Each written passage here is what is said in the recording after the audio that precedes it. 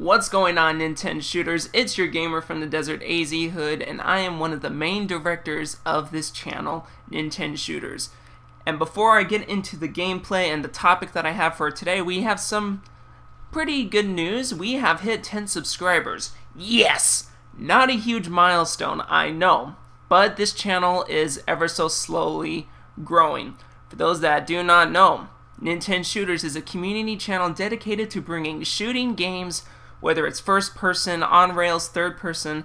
If it's on a Nintendo console and it fits those type of genres, that's what this channel is for. We showcase those types of games.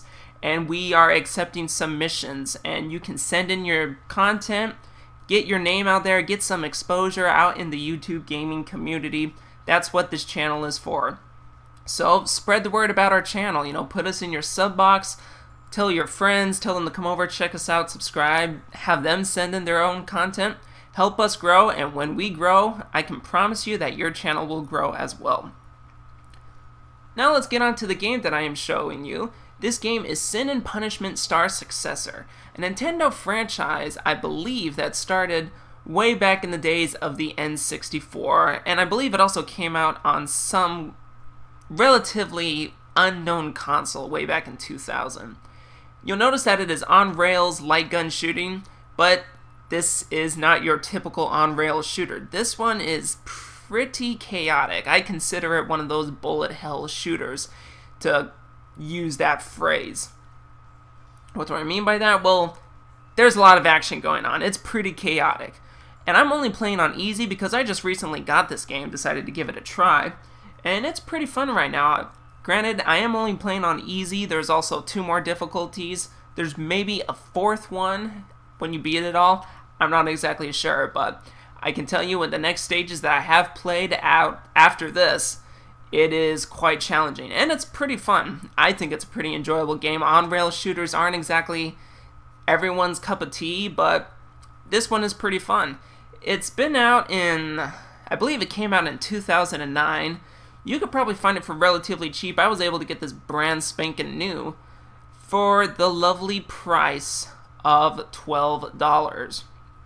Granted, I did have to use a coupon code, a little $5 coupon code, but I can tell you that for $12 and the experiences that I've had with this game so far, it is a blast. I am certainly enjoying myself with this game. If you guys want to check it out, look up some more gameplay. You can either watch this. This first stage may not get you that interested into this game, but, do your own research. Find out if you think this game is your cup of tea or not. That's really all that we're going to be talking about the game. We are now going to get into the topic at hand, and a pretty recent one, because E3 is now over. And we have had Nintendo, Sony, Microsoft, EA, and Ubisoft, however you want to pronounce it, all had their conferences, brought us some surprises, and some meh appearances, I should say. But with Nintendo, they had a lot to show, and they showed off the Wii U, their first-party content, and the third-party titles and games that are going to be coming out on the console. And so I am just going to leave the rest of this video talking about how I felt about Nintendo at E3. Basically, Nintendo, more or less, they did achieve their job with the mass audience. They showed off the Wii U. They showed off how they are now going to have third-party support. They showed off the gamepad. They basically showed off the more first-party content that they're going to be bringing over to the Wii U gamepad, which is all nice and dandy, for the mass audience, but what about for the core gamers? The ones that game more than your typical, maybe 1 to 2 hour a month grandma or grandpa. What about them? Well, the gamers, and this is probably up for debate in the communities, the gamers more or less aren't impressed. They basically wanted more. And I can tell you from what I saw, especially with games like Zombie U and Project P100 by Platinum Games, this is definitely going to be a purchase that I'm going to make at launch date. But not everyone is convinced. Basically, the 360 and PlayStation 3 gamers, some of them might be convinced just because of, the updated graphics and specs Those were not released, however, so some people are still holding back. And some people just don't exactly see a reason to get the Wii U yet, and some people are still skeptical about what it is capable of. But I'm telling you that from what I saw, it's going to be a first day worthwhile purchase for me. Some of the games that I'm personally looking forward to is Assassin's Creed 3, and I believe anyone is. Xbox, PlayStation, it just looks great.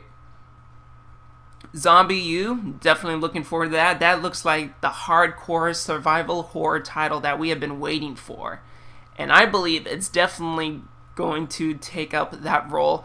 And it has a chance, the probability of being that survival horror title of this holiday season. We'll have to wait and see how well Resident Evil 6 does, but looking forward to Zombie U. Also looking forward to Project P100, which at first glance it looks like a superhero Pikmin game, but slightly different from that. Not exactly so much resource gathering. You know, just check out the demos, gameplays about that game and see for yourself. Those are basically my top 3 games that I am excited for. I am excited for Pikmin and, you know, all of the other titles that are going to be coming out for the Nintendo Wii U, but those 3 are my top 3. So I want to hear from you in the comments below. What do you think about E3? What are your favorite games that you are looking forward to? And it doesn't have to be from Nintendo. It can be from Sony, Microsoft, EA. Let me know in the comments below. Let's get some discussion going around here. What do you think are your top 3 picks for games coming out after you saw them at E3? I'm AZHood, and until next time, I hope you all have a wonderful day. Crack!